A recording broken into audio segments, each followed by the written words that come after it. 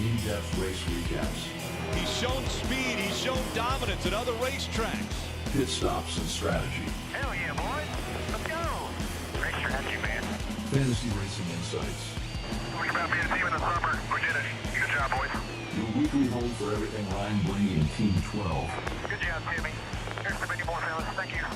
This is the Team Blaney podcast. Let's go race for a championship. Welcome, everyone, to episode 203 of the Team Blaney podcast. My name is Adam Rogers, and alongside me is co-host Steve Mez. This week, we're here to break down Ryan Blaney's run in the Enjoy Illinois 300 at Worldwide Technology Raceway at Gateway in Illinois, but just outside of St. Louis. Probably one of the absolute longest track names of all time, but also one of the shorter races on the Cup schedule, and one that managed to have some excitement, some drama, and overall a really decent finish for Ryan Blaney and Team 12 in the second race of the 2025 NASCAR Cup Series playoffs. Steve, welcome back to another episode of the Team Blaney podcast. I'm sure we have plenty to talk about after that race at Gateway. A true test of intestinal fortitude, right? I mean, just a whole nother one of those races where you're just watching a whole bunch of stuff and going, what could happen next? But then here we are. And then how do we fight our way through it? And here's what we got to do. And just getting through everything. And I've got a TikTok that I have not yet posted. I haven't finished it yet. I have the visual of about a 4-lap sequence that goes from 11th to 4th place out the front windshield of that car. And it's just awesome. I'm trying to find some cool music to put with it, and maybe download it either later tonight or early tomorrow morning. So look out for that later, because that's another thing. I mean, once we get to a certain situation or time of the race and they look like they're having a bad day, they figure out a way to get a better finish. And definitely the driver pulled it off, driving right down the outside those couple laps there. Yeah, and I mean, you hate to see a team have to come from behind so much. And honestly, this year it really hasn't been like that as it has been in years past. But the last few races, he's had to do that. Even the win at Daytona, he was kind of there behind and put in the back, and had to find a way to the front and eventually getting a victory there. So the win didn't happen in this race, but a lot of positive things did happen despite a couple of negative things that happened along the way. So that was an interesting weekend at Gateway. We had the return of the NASCAR Xfinity Series there, I think, for the first time in, I think it was 15 years or something. I think Brad Keselowski or somebody was the last one to win the Xfinity Series. And then once again, the number 88, Josh Williams, the 11th time this season, goes to victory lane, the 8th time with Connor Zilisch, but 11th win overall for that car. So that's pretty crazy. And for a guy that people keep trying to say is just a road course guy, he sure is winning a lot of oval races these days. So it's going to be really interesting to see his run the rest of the way through the playoffs here, because there still is a chance that he doesn't win the championship, just the way the playoffs work out, whether you like that or you don't. Mm-hmm. But he sure is putting up some big numbers. And like you said, our friend Spotter Josh is just, I mean, I don't even know if he's getting any replica trophies, he's not going to have any space for him. But either way, he's picking up a lot of checkered flags along the way this year, and it's been kind of cool to see. Yeah, that GIF, I sent him that GIF. Congratulations, that was great. There's a guy putting a GIF that Adam posted, putting another trophy in his trophy case, because well, I don't even know. I've lost track of what I told him is his truck driver needs to catch up now, because his guy in the truck series is the only one not winning any races right now. But Zilisch has had how many in a row now? Is that 4 or 5? Yeah, it's like 7 of the last 8 or something. Yeah, I mean, just a crazy run. And that car has 11. His truck has 1 or 2, right? And then the Cup car has 4. So that's 4. So I mean, that's a hell of a year. And it shows. Yeah, sure. You can say certain things about the drivers, but it also shows that he's making sure the drivers are doing what they got to do to get to the front. So, and then how to keep it. I listened to the end of it and the last so many laps.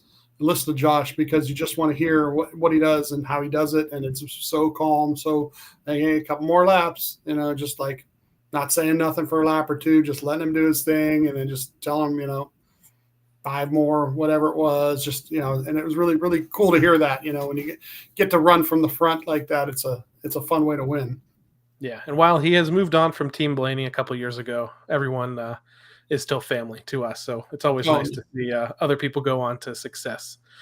People don't realize how much he has to do with some of the things that we, been able to get involved in over the years. I mean, he really was a very generous person with his time and just to so yeah, I'm always cheering for him no matter where he's at. So heading into this race this past weekend, a lot of talk was about the Penske cars and how good they have been at these shorter, flat racetracks. How Joey and Austin have won the last couple of races here. How Ryan nearly won last year. We don't have to go over how that ended up. But also the talk was it being a super important for qualifying and track position because of how the packages work with this race car and how difficult it can be to pass. So practice and qualifying in this instance was going to be really important. So let's talk about how teams did in that and how that set them up for the race. It's kind of cool because it was like a later in the day Saturday too.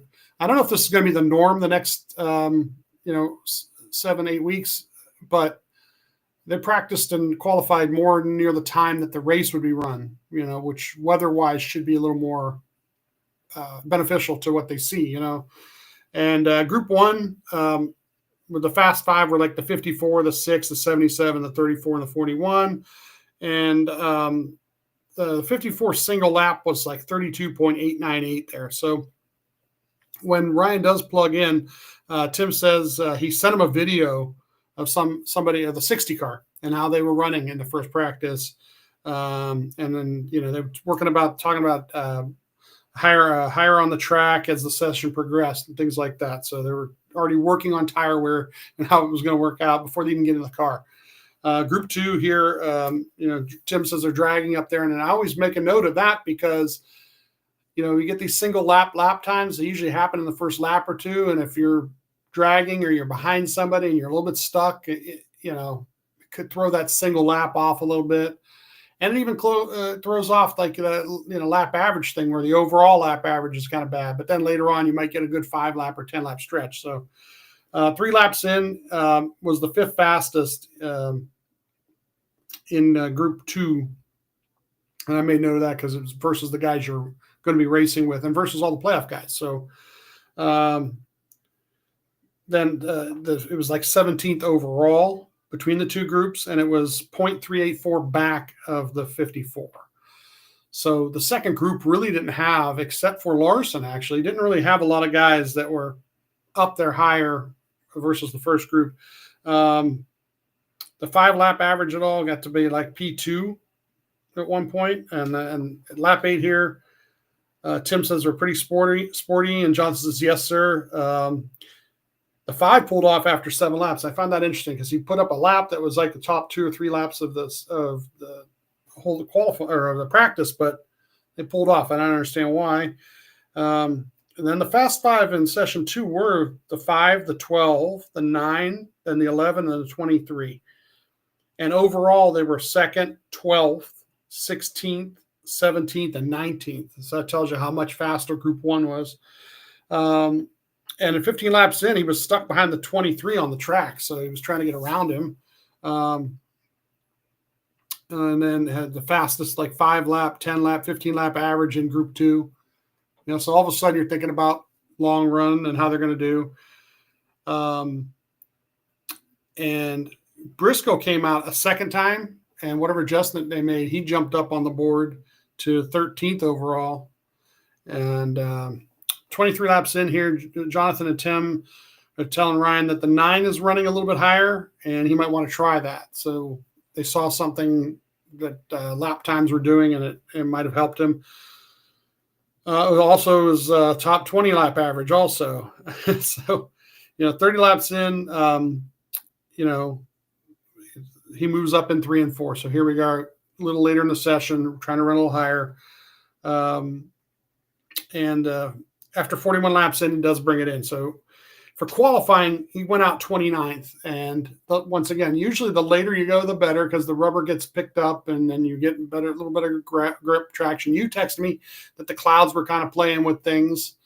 And that definitely happens. We've seen that happen, change things a lot. So when he does go, he goes to P1 right off the bat. I'm like, okay, now we just got to survive the next 7 guys, and it's that that's not going to happen generally, unless he got the cloud cover and they didn't. But quite honestly, even that I was like, all right, guaranteed top 10 start. Right? Totally happy with that, because I was more concerned about him in that 14th to 15th range that he's been a lot this year.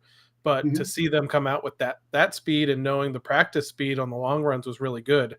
I was like, this is going to set them up really, really well for the race. Yeah, so ends up P5 overall. The 11 gets the pole. So pretty solid, and it gives you a good choice on pit selection. Pit stall 4, so he's up at the front end of pit road here. The 88 going to be in front of him, but he does have an opening behind him. So it's a matter of, once again, one of those situations with the 88, where will he be running? When will he come in? Where, are they going to pit at the same times? Stages were going to be a 45, 140, and 240. 10 sets of tires. A fuel run roughly is 73 to 82 laps. And the 7 went to the rear for a steering gear change there. And Timmy gets on, and one of the first things he says is save all day when you can. And that's just the way this is going to be, because they get within 0.2 of a second in the lap times, and you can't get past anybody. Even if you're that 0.2 faster, it's really hard to set up a pass. So, and he gives them a warning for the third pace lap where they're going to set the pyrotechnics off on the backstretch. NASCAR went out there. It was probably NASCAR Chasm went out there with a marshmallow on a stick. Tried to. Although if you look at it, he put the marshmallow halfway down the stick. I don't know how you do that, but that sight is always kind of cool every year. And I still remember the very first year when they did it and they didn't know it was going to happen. Yeah. And I think somebody put out a compilation of the in-car cameras of the drivers reacting to the fireballs going off. Cause I remember Ryan was like, what the heck was that? Yeah. Honestly, I know Ryan was like, man, it got hot in here all of a sudden, and I should probably go back and find video of that. From the in-car camera, it's very interesting because this cloud just goes across the track going toward the stands on the other side. Just a straight line, dark cloud. I was like, wow, that's pretty. What I want to know is that track is plagued by like electrical issues. Yeah. Including during the concert. At one point it went out. I believe there's a point during the Xfinity race or practice, and I think it might have been Xfinity practice, where none of the teams had any Wi-Fi or any of their data or anything. And I'm like, I wonder if it's because they set off explosions every year. They rattle everything, right? They rattle the whole place up and mess it all up. So the only difference they say here on pit road speed, because they do – usually I take a note of that too, just in case. But the only thing I have here is that they said to go up about a half a light lower on pit road. But as we noticed during the day, they don't have any issue. So usually that's the only reason I take that note, is in case there was an issue. Then you go, oh, well, they didn't adjust properly or something. But they were fine all day on pit road speeds. So Hamlin taking the outside for the start. And that looks like the better lane, or actually it looks like the lane that the leader takes all day long. And at lap 1, it kind of sorts to P6 here, but at lap 2, passing the 24 to get to 5th, and at lap 3, passing the 1 car to get to 4th. At lap 5, the 5 actually takes the lead for a little bit here. And Ryan's about 1.79 back in P4. So they were still kind of grouped up tighter than I thought at the beginning of the race. I kind of thought there'd be a little bit of coming and going based on guys who were, a little bit faster before they get to that first adjustment, About lap 15 here, he's about 0.2 back of P3, who's the 19, and about 3.621 back of the 5 leading. And then the leader is like 0.4 faster with the clean air. So there was a couple different points of times where the leader just got out there and couldn't get to them. Lap 20 here, 5 seconds back of P1. But P2 was the 11, and then they were only a couple seconds back of that, so it was a little bit closer to get to I got like 1.5 seconds, something like that, back of P2. So they were close enough in front of him where if he could get a little bit better or something together, could get to them, or if they start racing. But that's the other thing. Nobody really started racing with each other, at least not early on. Lap 26 here, we get a caution for the 8. Spun himself out. The woes continue for the 8 car. I don't know. I don't know what the deal is there. I think I may have made the comment to you, if not to some other folks, that I think that Kyle Busch has to have like the record for the most single car spins in the next gen era between practice, qualifying, and in the race. Yeah. And I don't know what it is. I mean, he has multiple wins in this car. He hasn't won in a long time. I know getting into the car, it was a big struggle for him to keep it underneath him, basically. And it just seems like he still has never really gotten that feel. Yeah. And I don't know if it's that or if it's just the RCR equipment. When he first got into that and won 3 races right away, I felt like they still were in that part where they had an advantage from being the team that basically built the next gen car and tested it out to begin with. I felt like they had a little bit of an edge, and he may be benefited from that early on. But now that everybody's evolved their setup since then, it just seems like he's trying to overdrive it. And I don't know if he needs to or not. I mean, there's still parts in this race where he was strong even after this spin, but it just seems like he's on edge so much, and he's just the guy that can't. Yeah, but he's not the only one. I mean, you see the driver of the 20, you see the driver of the 5 are also guys that do that, but they've had a lot more success than Kyle has in this car. Yeah. So Jonathan says we're going to do a number 3 here. Ryan, copy that, and they stay out. The 11 and 19 stay out in front of Ryan, and then 5 cars stay out behind Ryan here. The 17 and 38 are the first 2 off pit road, and they're on 2 tires, so they're going to try something. The 11 takes the top here. Ryan in P3 takes the top here, and it's the 19 on inside of row 1 and the 20 on the inside of row 2. They'll restart lap 32 here. The 19 actually gets around the 11 to get to P1. Ryan gets a P3, and Larson, who did pit, is coming on tires here. And lap 33 here, the 5 passes. So we're P4. At lap 36 is the caution for the 21, where he got some help from the 9 car. And this is another one this was, I mean, they were still bunched up a little bit from the restart, I guess, but shouldn't have been that bad 4 laps in. But one of those things where he was in this lane and the 21 was out there, and then it looked to me like the 9 just couldn't control the car good enough. It wasn't hunting him, but just. He did apologize profusely after he went over. I think he apologized to the 21 crew and Josh, and made some statements after the race, which, I mean, again, after you've been crashed, how much is that worth? But it did seem like he was pretty, apologetic for that. So the 21 now is basically, they were already pretty much in a must-win situation. Now they're kind of there now. They got to win. Luckily, they're going to go to a short track, which is kind of his forte. But it's still if it becomes a tire wear thing where Goodyear shows up with these tires that or allegedly the tires they used there before or whatever, who knows? Could become a thing. He's really good on tire wear. So they're staying out again here, and Ryan and Tim discuss who's got the fresher tires behind him, just to kind of not get run over by somebody here. And the 19 takes it up here. Ryan is on the top in row 3. And then we get to restarting at lap 41 here. It sorts to P4. At lap 44, the 24 passes for P5 here. The 19 ends up winning the stage. Ryan, P5.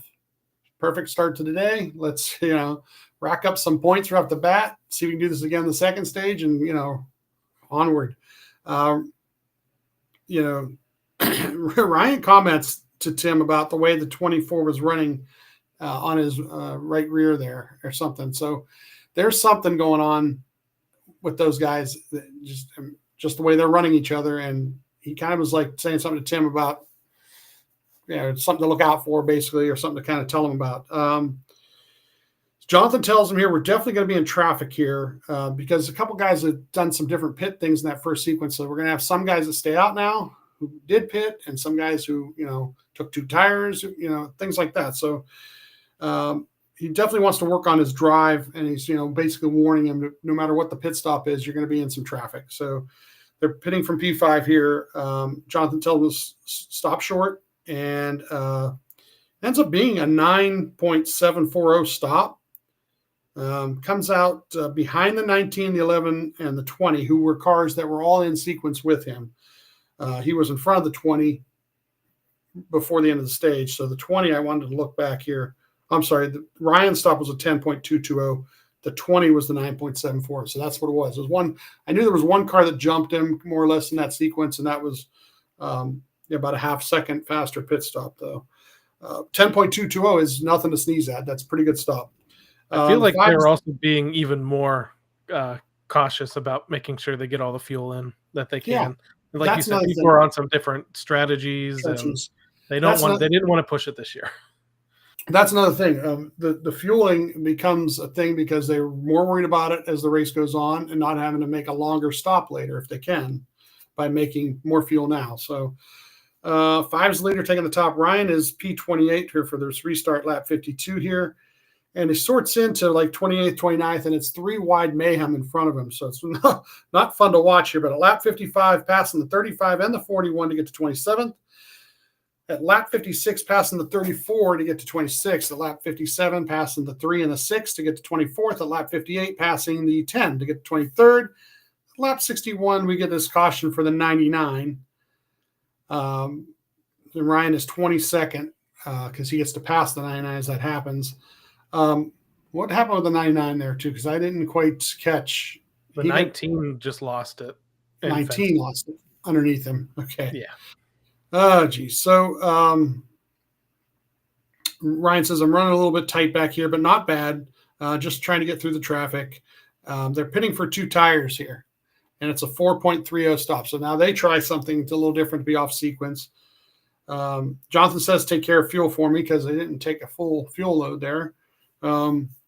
Top 10 stayed out, and Ryan was 16th here for this restart. So 5 is the leader taking the top. Ryan on the bottom here, restart lap 65. Jonathan is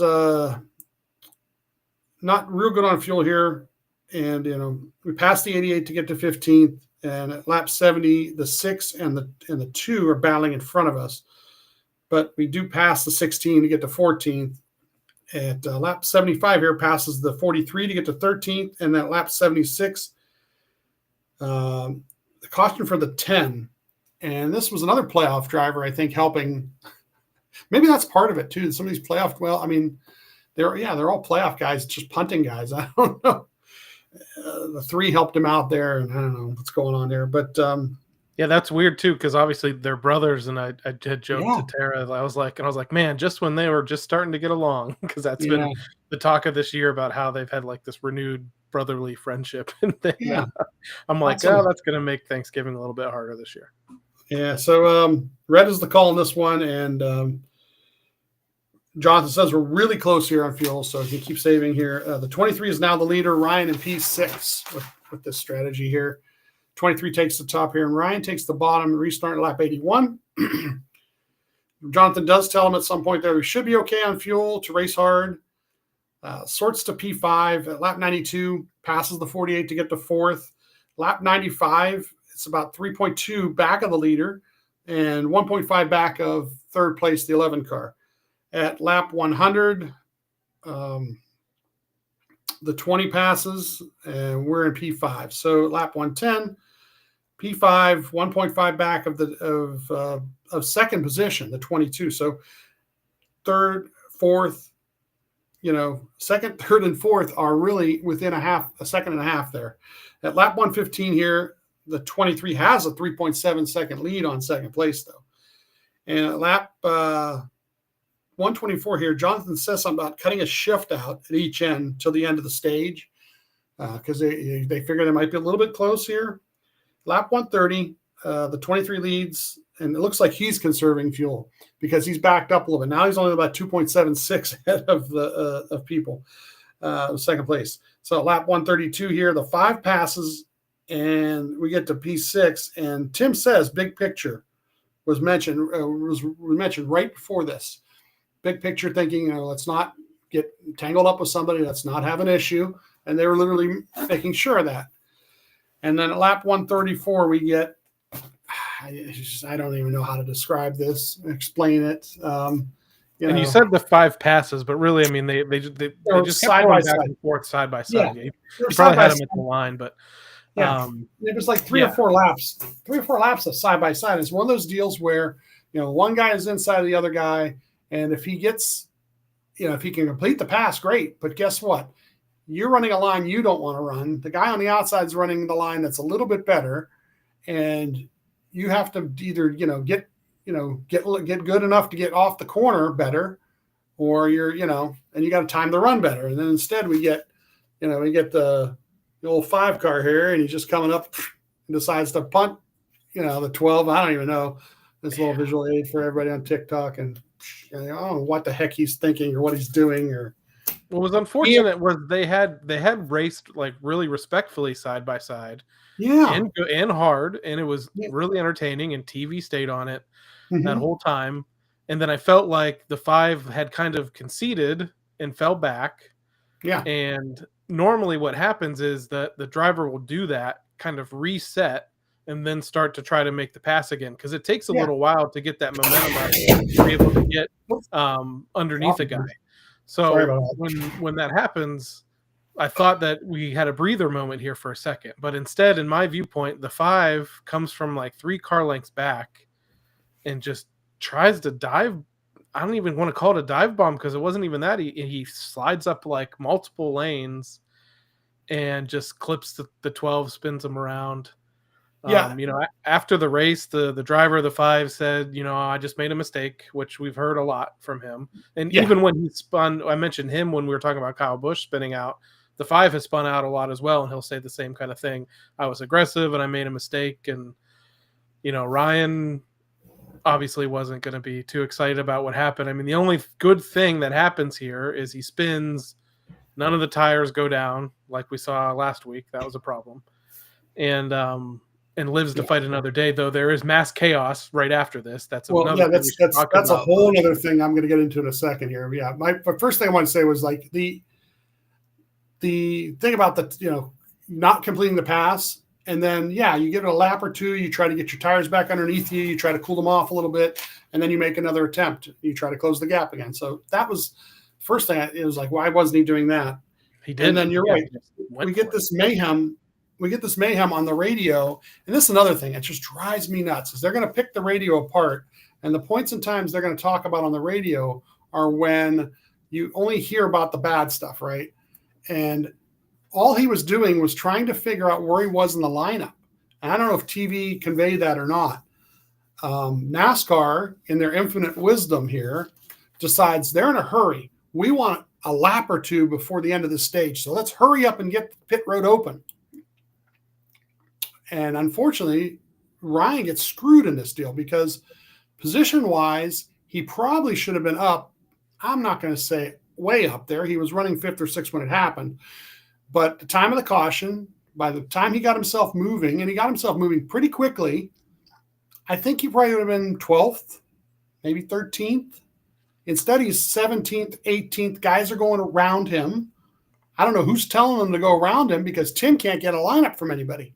Tim is literally trying to get the NASCAR people to give him a lineup, and he can't get it to happen.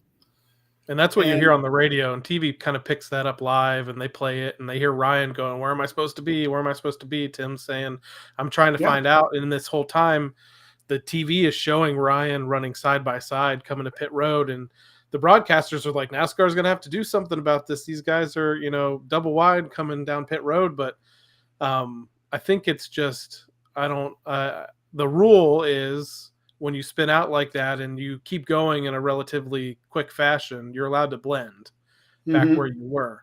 So that's what Ryan was trying to do. Figure out where. And I think he knew that he maybe should be ahead a little bit more. So that's why he was speeding up and trying to go past guys. And I don't necessarily blame the other teams too, because all the other teams are thinking is that guy spun out.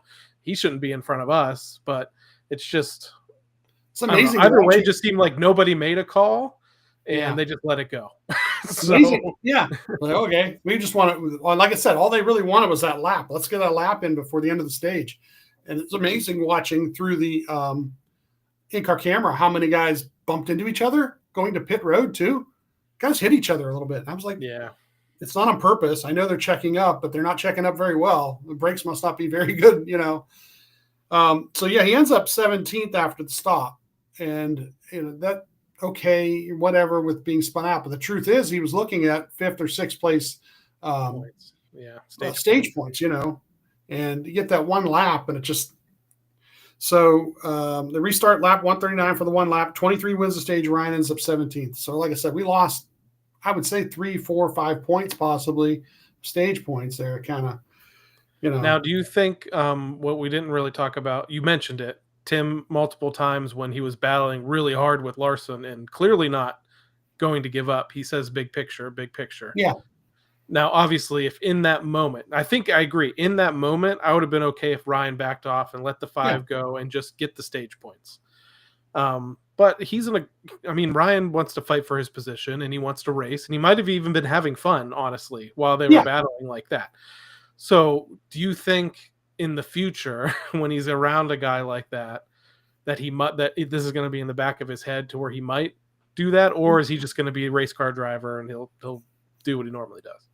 No, I don't think it'll be something. Yeah, I think it'll be just normal thing. I think big picture in that situation did not mean be careful of this guy. I think big picture, what it meant was run the line, run a line that you want to run and be mindful. That's all. Just, you are in control because you're in front of the guy. So you run the line you want to run and make him run a line that he has to do something crazy, not crazy, but has to do something execute very well to get past you. Because that's what really happens there that shouldn't have happened is he didn't execute very well to get past him. He just executed by running him over, running through him. Like I said, he apologized for it. I don't know if we want to talk about that now or not, but he did apologize for it. He apologized for it with him, and then he got on whoever interviewed later and apologized to those, in front of the public too. So it's one thing that kind of came up today, like somebody was making references and to other drivers and so forth, and Hocevar's name came up, and that's what I said. It's like, well, at least when Larson does these things, he does apologize. And I remember the Bubba incident where Bubba went at him even, but what did he say afterward? He did say that I made a mistake there and I understand why he was mad and so forth. And he said the same kind of things to the media about Ryan. He says, Ryan, if he were to retaliate, I'd understand, so he's definitely, like you said earlier, making some mistakes, but at least he does come out and say he's making mistakes. He doesn't just scoff at it or, he's at least stand up in that regard. So I give him credit for that, I guess. That's hard for me to do, but I do give him credit. And I mean, if you follow our social media, I'll say we, since it's not me, made some remarks and did the classic, best driver in the world thing, and had some decent fun with that, and got some good back and forth on X and Facebook about it. But I mean, in the end, you have to respect Larson as a driver. He is good. I think that's where maybe Ryan understands, but there still is a point where there's a pattern here. He's not always taking somebody else out. A lot of times he's just taking himself out. But you just hate to see it. Like this one was just, the TV guys were dumbfounded. They had no idea. They're like, what, they couldn't even come up with an excuse for him. They were like, he just made a huge mistake and wrecked him. Like it wasn't even, oh man. I've mentioned, I'm like, the more I watched the replay, the more like I got mad because it's just like, what are you even trying here? And I mean, we'll just keep going in circles over and over. We got a whole other stage to say about it, but we got a whole other stage of the race to go, and you might. And the thing about it is, sure, he made a mistake, and you have to realize it's a mistake because nobody wants to, especially the part of his car he hit. He could have done some damage to his car, right? Yeah. He could have caused it to cave in a little bit and had some issues later on because of it or whatnot. And so he's not trying to do that, but man, what are you doing? You got to really kind of there are extra pedals in there, and you got to learn to use all of them, in those situations. So, so that for the for the choose for the third stage here. The 23 is taking the top here. Ryan P16 on the bottom, restarting lap 147. Passing the 8, the 45, and the 38 to get to 13th. Past lap 149, we get a caution for debris. That was that big piece of signage on the backstretch going into 3 and 4. The markers there for the braking.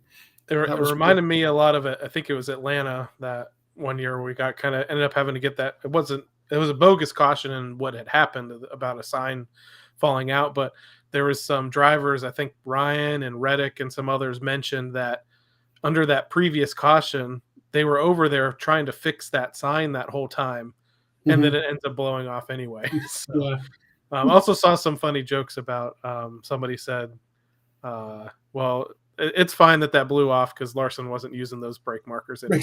Brake markers anyway. That's a good one. So, yeah, there we go. So we got the it's choose here. This next choose, the 23 taking the top. Ryan's in P13 on the top now. And the restarts at lap 155 here. And we get a caution for the 88. And this is also where looks like the 23 missed a shift, or he says it got stuck. I don't know. But it pretty much, this is where his day goes backwards because he was leading the race and on a good strategy and was pretty fast. And yeah, it seemed like he had control at that point, and they played the in-car camera, and you can hear it does hang up. I was listening to Denny's podcast earlier, and he said Bubba said it got stuck in first gear, but then Denny questioned, like, why were you even in first in the first place? Because he said all restarts were in second. And I don't know that much about technical stuff, but whether it was a mistake or whether it was a mechanical thing, it was super unfortunate for Bubba because there's a point in the Brickyard 400 where he kind of takes control and then leads the rest of the way. And he definitely had the speed to do it here.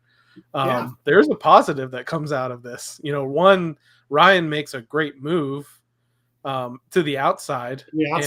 And totally misses everybody bashing into each other.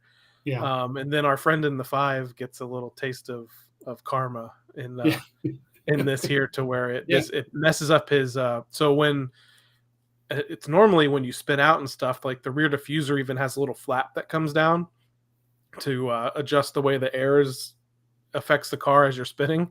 Well, that flap went down because of the accident, because he got run into from behind and they couldn't get it to go back up. So he had to make an extra pit stop here and go all the way to the back. And I was like, oh, so I hate that for him. I was so sad to see that. So sad. That happen. So there's a couple cars in front of Ryan who'd end up pitting here. I think it was the 23, the 2, the 5, 45 to 43.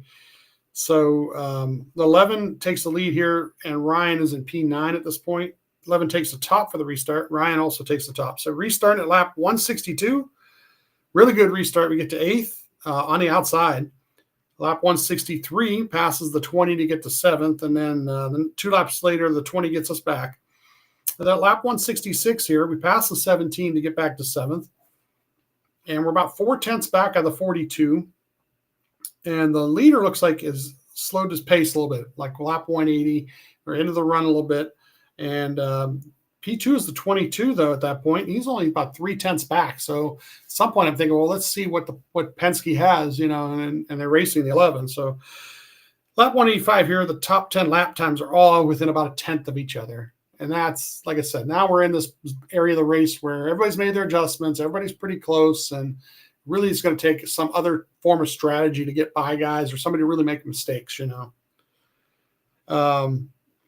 then a pit window starts to open here. And we're P7 as it starts here. Lap 195, we got, some green flag pitting. 196 here, we're up to 4th, the 9 leading. At lap 200 here, the 54 is P1 and we're P2.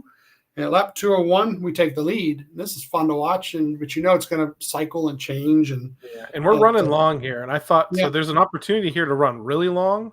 Yeah. Or just run a longer, long enough. And I think the idea here is to try to maybe have a little bit fresher tires to make one last run here. Yeah. I mean, I know they didn't really seem like they were like a huge deal in this race, but you want to have that opportunity here. So the other thing here is if while Ryan is leading and a caution comes out, that will also help depending on how long, especially if they went a little bit longer here. So I think we were kind of hoping that maybe that could come out too, and that could bring more people down pit road again. a little bit later on. Here's the thing. Some of the early people pitting, were pitting based on just getting to the end on fuel. Yep. And if the stretch goes all the way to the end like that, at the end of the run, if you've got 10 lap fresher tires, you are going to make some gains on some people. So yeah, you're right. It could have been interesting. We pit, we get the 4 tires. It's a 10.320 stop. And then we get a caution for the 10. Immediate blew a rotor. And first thing I thought of is, did we lose a lap? Because I noticed some guys were losing the lap, but we were pitting from the lead too. So I was really worried that we lost the lap. Yeah, super worried. And then this is immediate. We were like, man, we tried this long run deal, hoping maybe to catch a caution or something like that. Of course, in true 12 fashion, the caution comes out after we pit. But the best thing you hear as Ryan is blending back out onto the track is the leader's behind you. Yes. And I was like, that means he's on the lead lap, because the leader wouldn't be behind him. He wouldn't lose 2 laps or something in this situation. No. So I'm like, this is going to be good. This is actually going to be good. A good thing. Yeah. Because if you lost the lap, you take the wave around, but the wave around then places you tail into the longest line. So you end up being behind lap cars and have to pass those lap cars. So at least by being on the lead lap now, and you have the freshest tires of anybody on the lead lap, P28 sounded bad, but here's the thing. P28, and there were still some other cars who hadn't pitted yet either. And now what's going to happen is when they pit, they're going to be behind you on the same tires basically, but you've got them now because you've got position just on this. So I counted about 17 cars needed to come in for fuel. And I was right. That's exactly what happens. We get 17 cars to come in, and we're P11 all of a sudden. So it really did work out at the right time. If it was a little later and some of these other guys had gotten their pit stops in, it might have been a little bit of a mess. The 8 car in front of Ryan is on 2 tires here. The 6 leads, but hasn't pitted in a while. Ryan is the first car on stickers. The 6 car has 50 laps on his tires. I'm not quite sure what this strategy is going to do for him, except just he's going to fall like a rock at the start. Hopefully we don't run into him. And I think he ends up finishing, I want to say 17th or something like that. I'd have to look again, but it really doesn't work that great for him. So 6 takes the top for this restart. Ryan takes the top, and that worries me just because he's going to stack the lane a little bit, I think. Restart lap 215 here. And like I said, this will be a video I post on TikTok either later tonight or tomorrow from the in-car camera, because this is a great run here. We get passing the 42, 17 to 54, 22 to 6. Within 4 laps of this restart, from 11th to 4th, I could lost track of some of the cars because they were just a blur underneath him. And at lap 220, that's, like I said, 7 spots since the restart. Lap 225 here, we're racing the 9 for 3rd. And I'll be interested to watch the video when you post it, just because the way I remember it is it was a mix of skill and luck on this restart. Because he picked some really good lanes to where some other guys made some bad moves and held other people up, and Ryan was able to shoot through there. I would just say enjoy restarts like this, because there's been restarts this year, especially when they've had quote unquote longer run cars and they don't have the short run speed that they've lost. They normally will lose 1 or 2 spots, and then after a few laps are able to regain them. This was going to be a track that was going to be really difficult to happen with, so I wasn't necessarily super excited about this restart happening, other than the fact that they were able to catch a break with the caution. But this is, like you said, this is going to make a great video because it's a masterful job on this restart. Like I said, a mix of skill and some luck that he needed. And immediately I'm thinking he can win the race. Yeah. I mean, but he has to move quickly. He has to move quickly in order for it to happen. Yeah. The advantage really literally goes away within 5 or 6 laps. It just does. And then you start equaling out pretty quickly. And he does, like I said, he gets to this point in lap 225. Now he's racing the 9 for 3rd place.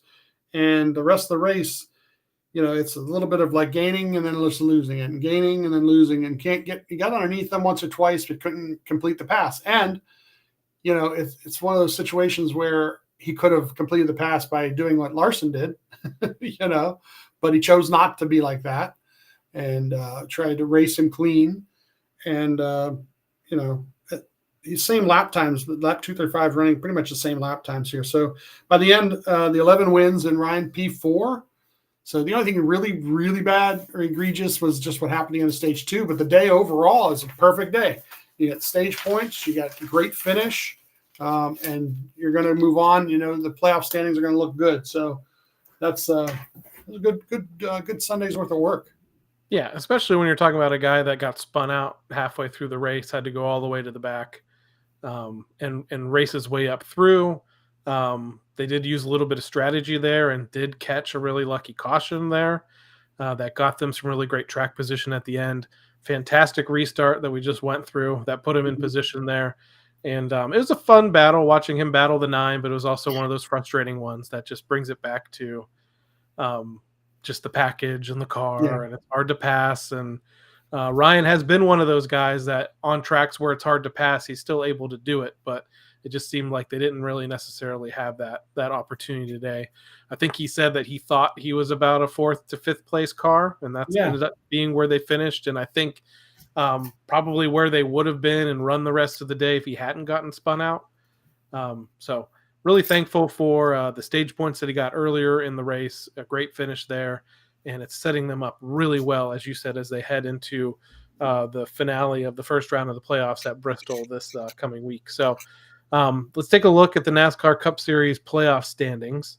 Ryan does move up a few spots here into the 5th position now, plus 42 to the cut line. Going into this race, I believe he was just plus 22 to the cut line. So he picks up 20 points on the day. Denny Hamlin and Chase Briscoe are locked into the next round with their victories. Our friend Kyle Larson is in 3rd overall, plus 60. Bubba Wallace here, plus 50. A lot of people had Bubba going out in the first round. I think it's time I said to some folks that were questioning them, it's time to realize and be okay with the fact that the 23 car has speed this year and is executing pretty well, despite the fact that he had that tough restart. The guys in the teardown think that he could be a Final Four contender now, and it's showing. Especially with, and now the Denny's podcast tries to walk this back a little bit, but especially with how strong the Toyotas are right now. That they're definitely a threat. So Bubba Wallace in 4th overall, plus 50. Ryan again 5th overall, plus 42. Byron is in 6th at plus 39. Tyler Reddick is in 7th, plus 37. Christopher Bell is in 8th, plus 32.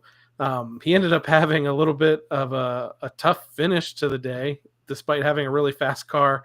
And I will say again, there must have been an AI generated video of him post race, because he went off on his team. Who was telling him he had a really solid day, P7. And he said, no, I did not have a solid day. We had the best car and we didn't win. Now I'll give Bell a break here, because they tried to tell him that he had a good day at Las Vegas too, when Logano beat him last year. And guess who didn't make it to the championship 4 after that? And that was a race that they probably should have won and lost on strategy. So Bella 8th overall, plus 32. Chase Elliott is 9th at plus 28. Teammate Joey Logano is in 10th at plus 21 to the cut line. Ross Chastain is in 11th, plus 19 to the cut line. And this is where it gets tight here. Teammate Austin Cindric, who was having a really strong day, slipped by the end of this race. Plus 11 now in 12th. He is at the cut line, plus 11.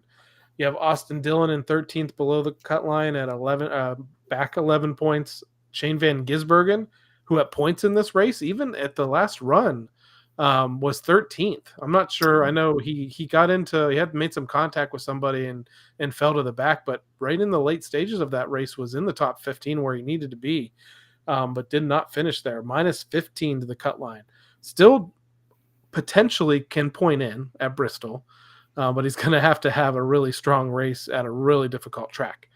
Alex Bowman had another awful day, 2 really bad pit stops, and they just didn't execute the rest of the day speed-wise. 15th, minus 35. He's pretty much he could point in mathematically, pretty much in must-win position at Bristol. And Josh Berry, while this week the crash was not of his own doing, it doesn't matter on the scorecard. 16th, last in the playoff standings, minus 45, absolute must-win situation for the driver of the Wood Brothers 21, which I said, if there's any glimmer of hope, he is a short track guy. He is a tire wear guy. If Penske overall as a team comes out strong, that's going to be his best opportunity. Is he needs to stay up front. Points really don't matter. Has to play a strategy that will have them up front at the end if they want to have a potential to keep that fourth quasi Penske car in the playoffs. So, as you said, really great day for the 12 car, especially after the adversity that they faced. I hate the fact that sometimes in these playoffs we talk about, this is a championship. This is a day for a championship team. This is how they fight back for adversity. I wish they weren't always up against this. And as I said, they aren't always up against it like this year, but they have been in years past. And I think that's what gives them that championship pedigree. They've been here before. They know how to survive. They know how to get the points they need to get. And it's nice going into Bristol, place that's been in the playoffs has been rough for Ryan. I sat through a very scary race there before where they crashed the car. His crew members get suspended for losing a wheel. They had to fix the car by the end of it just to survive and keep pointing their way through a round. So to be plus 42, we just need to get some stage points and some things to stay steady. You have that point thing that Bob put out about how many points they need or whatnot. Yeah, he needs 26 points to clinch the spot to the next round, or regardless of what anybody does, needs to finish 11th. What's interesting about those for people that are hearing that is when everything goes against you. In other words, that's everybody else's perfect scenario. That's what you need to do to combat that. And it's kind of interesting because you hear that and you go, oh, man, we're going to need it. But the truth is the first stage, if you finish probably the top 4 or 5 of the first stage, and depending who gets stage points around you, it's the right people that don't get them, you probably will have it clinched at the end of the first stage. So just have a really good beginning of the race to begin with, and I think they'll be in good shape. So one last thing to clean up from the weekend at Worldwide Technology Raceway Gateway, and that's the Team Blaney NASCAR Fantasy Live League.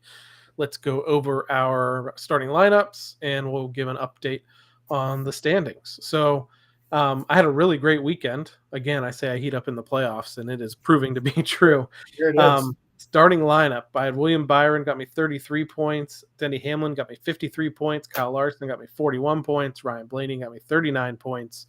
Chase Briscoe got me 45 points. I'm not sure. I have Joey Logano in the garage, and I started him in the garage. I didn't make a change during the race. I don't know at the time who I would have swapped out and whether or not it would have given me more or less points in the end if I had made the swap. Because there's a chance I would have swapped Larson or somebody who actually ended up getting a point more than Joey.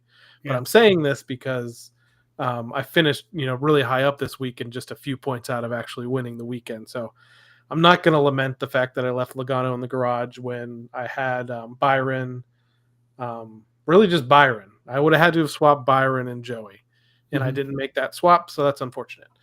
Featured matchups, I picked Hamlin over Logano. That was right. I picked Bell over Cindric. That was right. I picked Briscoe over Bowman. That was right. And I picked Elliott over Wallace. That was right. 4 for 4 on the featured matchups. 4th overall on the day, with 251 points earned. And again, just 3 points out of winning the weekend. So, but really positive week for me. And in the overall standings, it actually launched me up into the 50s again. So that's kind of cool. All right. I had Hamlin for 53. I had Bell for 40, Larson for 41, Byron with 33 points, and Ryan with 39. And Briscoe went up in the garage, and I think at the point in time, the end of the second stage happened. He wasn't running very well, so I just kind of left him there at that point. But I think he rallied a little bit at the end of the race. So I think I had I had Hamlin over Logano, and then I had Bell over Cindric. So I had those two right. I had Briscoe over Bowman, and I had Bubba over Chase Elliott. So that's the one that was 10 more points I could have had, but not bad overall for the day. for the most part. I was still up there pretty good. Yeah, 236 points on the weekend, 23rd overall, and a tie there for your team. So let's take a look at the top 10, which actually starts with a very long 5-way tie for ninth on the weekend. Wow. With the Prime Minister 3, Clyde's Chicken Pit Racing, the Nutty Gamer, Turn Over Nose, and Abby NNK, 246 points, all tied for ninth. Then we had a tie for seventh between Vans 12 and Zero Schlitz Given, 248 points. A couple more points ahead of them, a tie for fifth between RPM 1981 and Go 12 Go, 250 points. Then my team, Team Blaney host Adam, in fourth, 251 points on the weekend. Then we had a tie for second with Fike 21 and Charlie Abu, 252 points. And then just one more point is the winner this weekend. New name, Blaney Biffle Martin 96. Wins the weekend at Gateway, 253 points. Let's take a look now at the overall standings. And I mentioned this to you last week. In the NASCAR Fantasy Live, they used to give you like a playoff standings. And yeah, they're not offering that anymore. It's still not there. So I guess we just got to go with the overall. Yeah. So overall standings, I am 54th now. I was in the 60s last week. 54th overall, 4,770 points. Let's take a look at the top 10, though, in the Team Blaney NASCAR Fantasy Live League. We have the Daisy Dukes in 10th, 5,225 points. Your team, Mez 12, 5,232. Dr. Race Chaser is in 8th. You were in 9th, by the way. Dr. Race Chaser is in 8th, 5,237 points. Go 12 Go is in 7th, 5,256 points.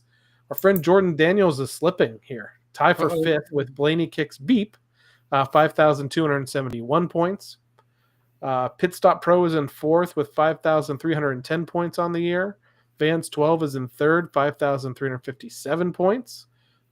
Former champ Clyde's Chicken Pit Racing is in 2nd, 5,375 points. And Alyssa C leads the way, still 5,413 points. First overall in the Team Blaney NASCAR Fantasy Live League. And that brings us now to the first round finale at least in the NASCAR Cup Series playoffs at Bristol Motor Speedway. But things kick off on Thursday. Yes, that's right. There's a Thursday racing from Bristol, September 11th. There is ARCA Menards practice, Craftsman Truck Series practice earlier in the day. The ARCA race is at 5:30 p.m. Eastern Time. The Bush's Beans 200 from Bristol. That's on FS1. Notably, that's going to be, I believe, the final start in ARCA of the year for one Cletus McFarland. All right. So take a look. He's mainly made starts at Talladega and Daytona. So here's a short track, and it's Bristol. Now, he has actually raced at Bristol several times when his Freedom Factory group has put on like those pickup truck races and Crown Vic races. So he does have laps there, but he's going to be in an ARCA car for this one. So 5:30 p.m. Eastern Time. That's why I'm mentioning the ARCA race. The Bush's Beans 200, you can watch that on FS1. Then 8 p.m. Eastern Time, you have the UNOH 200 presented by Ohio Logistics from Bristol for the NASCAR Craftsman Truck Series. That's on FS1. You can listen to it on the NASCAR Racing Network and SiriusXM NASCAR Radio on the radio.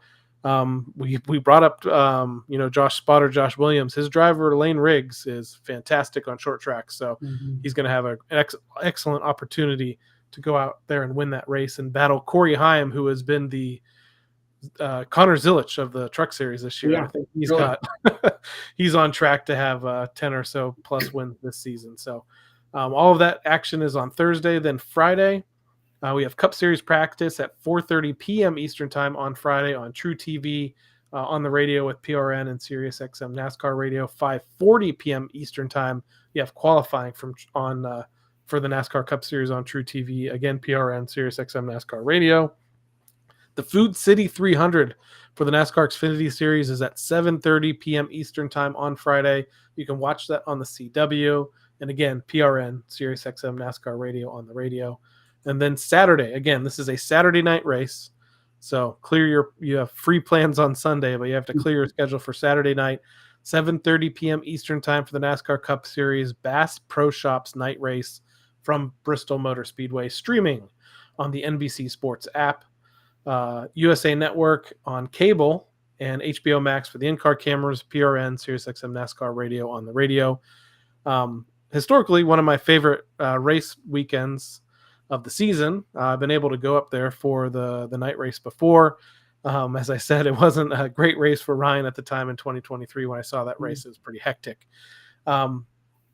Bristol, though, that's one of your favorite tracks to go to as well. Yeah, it seems like, well, we were there in the spring, so we seem to get there at least once a year. And people have asked for advice. I'm going to tell you right now, parking wise, I pay a little extra, and I'll send you the map. I have done it twice this week already. It shows you where I park. The thing is if you have to kind of get out of there a little bit quick. I mean, we've seen the whole races, don't be wrong, but we get out of there pretty quick. If we get to our car, there's a little side road that we go up, and it takes us north, and then it puts us right into traffic on a route that heads us toward the highway. So there is a little thing here or there that can get you out a little quicker, but we pay a little extra for that kind of parking. So if you want it, just let us know. Let me know. I'll be going to send you a message with it. But as far as the racing there, we were there 2 years ago when Ryan got the pole. The pole day looked great, and then the next day was that debacle. That was the tire wear day. That was the tire wear day. Tire. And that's why I'm making the joke earlier about that. It's like, hopefully we don't get that again. Hopefully this tire, everybody knows a little bit more about it ahead of time. Racing at night changes it too, where, if it's going to be a little bit cooler there in the evening, it won't be as bad. But I've been going there. I can remember seeing Dave run there, and I couldn't tell you the year, but I know he qualified third in the cat car one year there, and put on a show for qualifying. And then the race came around, and Tommy, it was so funny. I remember this. We interviewed Tommy Baldwin right after that race. He made a mistake. He put the wrong air pressure in the tires. He had the daytime spring air pressures in the tires, and they didn't have any right air pressure in the nighttime. And that track ran green for a long enough segment where green flag pitting happened, and Dave ended up 2 laps down on the wrong air pressure. But just the racing in general there is great, and there's really not a bad seat. You can see almost everything, and I think that's part of what we love about it. It's like a bunch of frogs in the blender going, but you can see everything, and it's not like a piece of action happens and everybody has to turn to find it. It's pretty much usually in front of you somewhere. So can't wait for Saturday night. Can't wait for the in-car cameras views under the lights there on HBO Max. So let's take a look at Ryan Blaney's statistics at Bristol Motor Speedway. And statistically, it's not one of his better tracks because he's been super feast or famine at this racetrack over the years. 17 starts, 555 laps led, average start of 9.0, average finish of 17.8, 2 DNFs, but 7 top 10s, 3 top 5s. So like I said, it's either feast or famine for the 21/12 car over Ryan Blaney's career. He does have that pole in 2024, as you mentioned, but the tire wear was kind of crazy, and they weren't one of the teams that were able to really adapt to that. They finished 16th. But the last 2 trips to Bristol, the night race last year, he finished 6th, and then in the spring race this year, he finished 5th. He does have wins there in the NASCAR Xfinity Series and the NASCAR Truck Series, so this is one of those places where he's trying to get the career sweep if he can win it in a Cup car. Has had lots of strong runs there across all 3 national series in the past, but man, when the day goes wrong at Bristol for them, it goes very wrong because he has finishes of 35th, 33rd, 35th, 40th, 30th, 22nd. The spring this year, though, was spectacular. Remember, they ran long and led a bunch of laps, and he would have won that race, except we didn't bring enough bail money. Because somebody suggested I should have threw something on the track. I'm not saying who, but when we looked at each other, we just didn't have enough bail money. So, but he led a ton of laps, and there wasn't enough fall off. And at one point, he had almost the whole field a lap down, and that was a lot of fun to watch there for a little while. Hopefully, we get to see something like that Saturday. And this, we talked about the tire wear and listening to the teardown. I was going to ask you whether or not you were going to, how close you're going to pay attention to practice and how important it is going to be to see what the tire wear is in practice. But the spring race, for practice, they were courting tires in practice, and everybody thought, here we go again. Yeah. And some people were excited because some folks really loved that race in the fall in 24. Spring, So, but we get to the race, everyone's really timid to start out until some people decide, you know what, we're just going to go and see what happens. And then that was it. There was no issues, whether it's temperature, whether it was tire codes, we're not sure. I'm not sure what the weather looks like for this weekend. If it's cool, maybe we will have that opportunity to where we'll have the crazy tire wear, but I don't know that I want that because it didn't go well for the 12 team when that happened. No, actually, if it cools off, it gets grippier, and it doesn't. Because I think that's what it was in the spring. It was actually warmer on the day before, and they were recording them, and then the next day we had a lot more cloud cover. It cooled off. It was like mid 60s. So I think that's part of it. It's like if it's warmer, that it seems to shred them more on the concrete. Of course, there's another situation. I read today that they're PJ wanting the hell out of the track this week too. So I don't know what that's going to do toward the racing. I mean, they're hoping to make it grippier so that there'll be more than one lane, but that place is usually just one lane until they decide to put asphalt all over the track. It's always going to be one lane. So again, if you want to tune in for the racing this weekend at Bristol, the Craftsman Truck Series race is on Thursday night, 8 p.m. Eastern time on FS1. The NASCAR Xfinity Series race is on Friday night, 7:30 p.m. Eastern time on the CW. But before that, 4:30 p.m. and 5:40 is when you're going to want to tune in to True TV for practice and qualifying for the NASCAR Cup Series and see whether or not tire wear is an issue in practice and qualifying. And then again, it's a Saturday night race this weekend. The NASCAR Cup Series, 7:30 p.m. Eastern time for the Bass Pro Shops night race from Bristol Motor Speedway. Again, you can stream that on the NBC Sports app. It's going to be on cable on the USA Network. In-car cameras are on HBO Max and PRN, SiriusXM NASCAR radio if you need to listen to the race on the radio. So, Steve, I think that mostly wraps up this episode of the Team Blaney podcast, but I did want to get your thoughts on some sad news that came out this week, and that was the passing of longtime NASCAR team owner Bill Davis, who was pretty much the guy that was instrumental in bringing Dave Blaney from the dirt world into the NASCAR world when he gave him a ride in the number 93 Amoco Busch Series car back in the early, 1999, 2000, around there. And eventually brought Dave from the Busch Series into the Cup Series. Yeah. And then also gave Dave a ride when he needed it in the 23 car, and then subsequently into the 22 Caterpillar car, which were his last, strongest runs of his career that he had before things kind of moved into a different direction for Dave. But Bill Davis was a Daytona 500 winning owner with Ward Burton.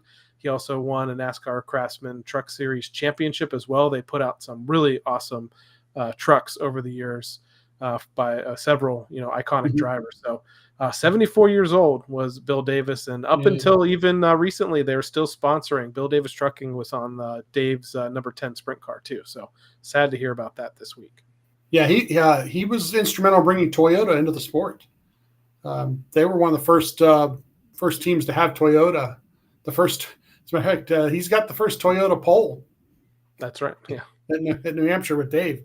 So so he was instrumental in helping some of the change in the sport. And it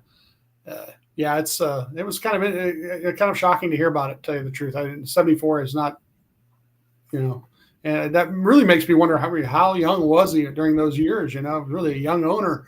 He owned a trucking company, right? I mean, so our thoughts, prayers with the family on that for sure. Yeah. And the other note with him is he's actually also one of the guys that helped discover Jeff Gordon. And before Gordon ended up moving to Hendrick Motorsports kind of last minute. So I think that's where Dave came in is, Bill was trying to kind of replicate that success that he found kind of plucking an up-and-coming sprint car driver out of that world. But super thankful for everything Bill Davis did for Dave Blaney's career. The ups and downs. We had a lot of fun cheering for all of those cars. The 93 The 23 I've mentioned before that year, though Dave bounced around, was Mhm. still one of like my best years as a fan because I feel like we all kind of came together as a fan group, and him running that number 23 car, the Wheeling car, with the Yeah. Bates Mowers car, I think, or Batesville Speedway and Bad Boy Mhm. Mowers, and Mhm. eventually climbing into that iconic number 2 Caterpillar car for a couple years after that was Yeah. really awesome as well. So yes, thoughts and prayers with the Davis family. Thankful for everything that they did along the way for the Blaneys. Thank you, everyone, once again for tuning into this episode of the Team Blaney podcast. During the week and on race day, you can find us on Facebook, X, Instagram, TikTok, and YouTube. Be sure to go check out our YouTube channel if you want to see all of our exclusive interviews with members of Team 12. Just search for Team Blaney. We'd also like to encourage you to support the Ryan Blaney Family Foundation, Ryan's official charitable organization, benefits brain health causes like UPMC Sports Medicine and the Alzheimer's Association. To learn more, visit RyanBlaneyFamilyFoundation.org or follow them on Facebook, X, and Instagram. So for my co-host Steve Mez, I'm Adam Rogers. We'll catch you next time right here on the Team Blaney podcast. To us and everyone like us.